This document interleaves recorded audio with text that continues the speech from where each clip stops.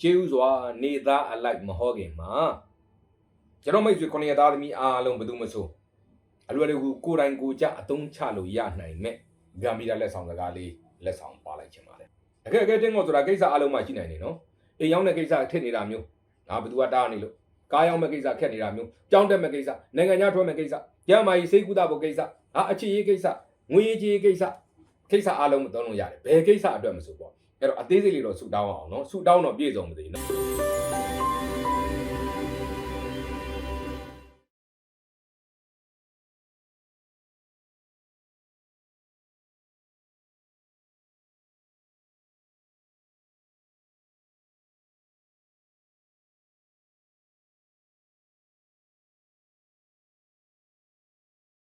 ်အနေနဲ့ကကျွန်တော်မိတ်ဆွေပရိသတ်များရွှေစကားရဲ့ပရိသတ်များအားလုံး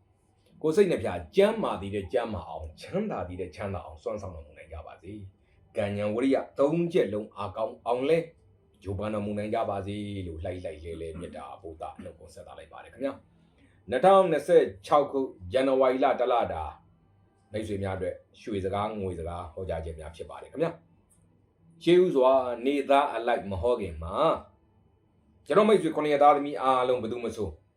အလွယ်တကူကိုယ်တိုင်ကိုကြအသုံးချလို့ရနိုင်မဲ့ဂမ်ဘီယာလက်ဆောင်စကားလေးလက်ဆောင်ပါလိုက်ခြင်းပါလေဒီတလားအတွက်လက်ဆောင်ပါကျင်တာကကျွန်တော်ကိုစီကြီးပွားချမ်းသာအောင်မြင်ဖို့ကြိုးစားရုန်းကန်နေကြတယ်အဆင်ပြေတာတွေလည်းရှိတယ်အဆင်မပြေတာတွေလည်းရှိတယ်ထစ်ငေါ့ပိတ်ဆို့နေတာတွေလည်းရှိတယ်ပေါ့ကဲအဲ့တော့ကိုယ့်ရဲ့အလုပ်ကိစ္စနဲ့ပတ်သက်လို့ပညာရေးစီးပွားရေးကျန်းမာရေးငွေကြေးလူမှုရေးအခြေရေးအိမ်အောင်ရေးမှာအခက်အခဲအထင်ငေါ်တွေအနှောက်အယှက်တွေအပိတ်အဆို့တွေအတားအဆီးတွေများရှိနေခဲ့ရင်ဟောဒီလေးဆောင်ရွက်စေချင်ပါတယ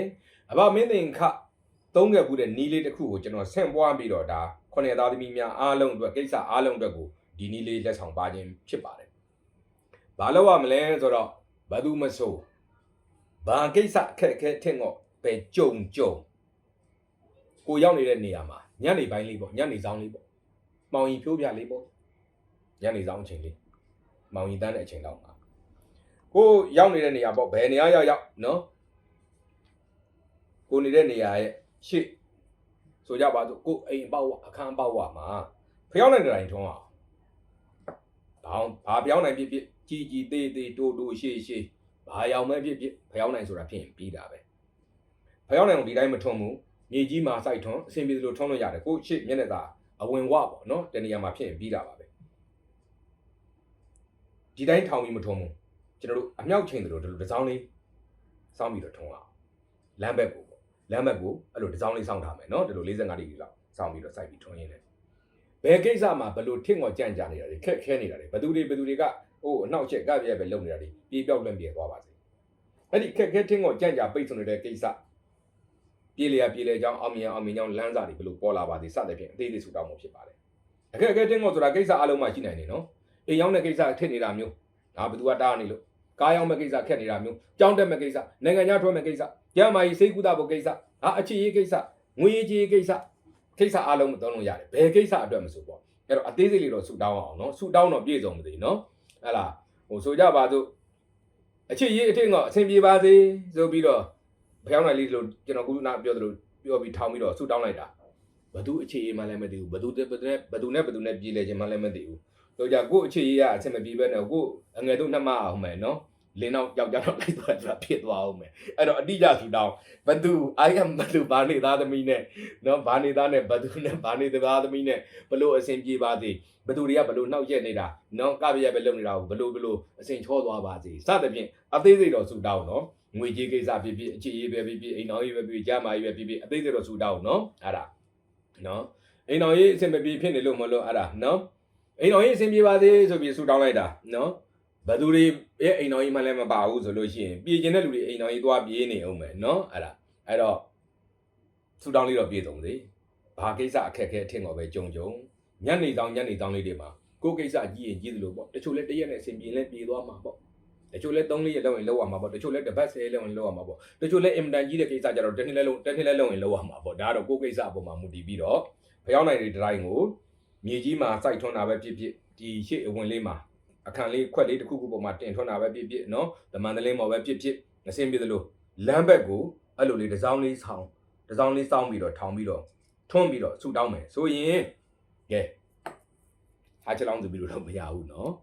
ကိုကအဲ့ဒါလုပ်ပြီးအိတ်နေလို့တော့မရဘူးကိုကလည်းပဲညံစွမ်းတွေဝရိယစွမ်းတွေရှိသမျှတော့စူးစမ်းရမှာပေါ့ဒါကံရဲ့အပံပိုးကဲအဲ့လိုအခက်အခဲတင်ခွန်များအတွက်အဲ့ဒီနည်းလေးကကံရဲ့အပံပိုးရရှိစေကြပါလိမ့်မယ်တဲ့ကို့အတွက်ပဲဖြစ်မိသားစုဆွေမျိုးသားချင်းတွေအတွက်ပါပဲဖြစ်အဲ့ဒီနည်းလေးကလိုရင်လိုသလိုသုံးပြီးတော့အကျိုးထူးကြပါစေခင်ဗျာဆက်လက်ပြီးတော့ရတနာအထုပ်တွေနဲ့မြူးမဲ့မဟာဗုဒ္ဓတို့အတွက်2026ခုဇန်နဝါရီလတက်လာတာရွှေစကားငွေစကားဟောကြားခြင်းများဖြစ်ပါတယ်ခင်ဗျာဒီလိုကိန်းမျိုးဟောရတာတော်တော်ဝမ်းသာစရာပါပဲစိတ်ချမ်းသာစရာပါလူတယောက်ရဲ့ဘဝမှာအခြေအနေစင်တန်းမြင့်နေသွားတယ်မနေ့ကနဲ့မတူဒီနေ့အလောက်ကနေတအားကောင်းတယ်ဝင်ငွေတွေတအားကောင်းလာတယ်အခြေအနေခွန်လန်းကောင်းတွေပေါ်တယ်ဆိုတာဒီလိုကိန်းမျိုးမှာလာပြီးကြုံရတတ်တာမျိုးဒီပေါက်တယ်လို့မဲပေါက်တယ်လို့စုရတယ်လို့ယာလူတိုးတယ်လို့အမွေရတယ်လို့အဲ့ဒါလိုမျိုးနေချင်းညာချင်းဆိုတယ်လို့ဝမ်းသာစရာကောင်းလောက်အောင်ဘဝအခြေအနေစင်တန်းမြင့်တက်သွားတဲ့အခြေအနေဖြစ်ပါတယ်ဒီဆရာပြောတိုင်းဟာချက်လောင်းဆိုပြီးတော့မဖြစ်ဘူးပေါ့နော်ကိုယ့်ဘက်ကကြိုးစားကြည့်ရတော့ကြိုးစားပါပေါ့ငွေကံကောင်းလိမ့်မယ်အဖို့တန်ပစ္စည်းဝယ်ယူစုဆောင်းမဲ့အစီအစဉ်အောင်မြင်တတ်တဲ့ကိုယ့်မှာအခြေအနေပေးတဲ့အတွက်ဆွေမျိုးမိတ်ဆွေအပေါင်းအသင်းတွေကိုတောင်ကောင်းသောကူညီထောက်ပံ့နိုင်ခြင်းမျိုးတွေပြုလုပ်ရတတ်တယ်